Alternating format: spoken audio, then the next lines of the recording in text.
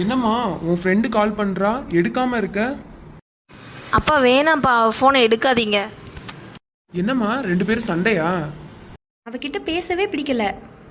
ஏன் என்னாச்சு? அப்பா அன்னைக்கு காலேஜ் லாஸ்ட் டே அன்னைக்கு ஃப்ரெண்ட்ஸ் எல்லாம் சேர்ந்து வெளியே போகலான்னு பிளான் பண்ணியிருந்தோம்ப்பா. ஆனால் இவ மட்டும் போய் சொல்லிட்டு ஒரு பாய் ஃப்ரெண்டு கூட பாண்டிச்சேரி வரைக்கும் படம் பார்க்க போயிருக்காப்பா. அவளாமா பார்க்கறதுக்கு அப்பாவி மாதிரி இருந்தாலே. ஒரு நாள் நாங்கள் எல்லாரும் கிளாஸை கட்டடிச்சுட்டு ஐஸ்கிரீம் சாப்பிட போனோமா. இது எப்போ?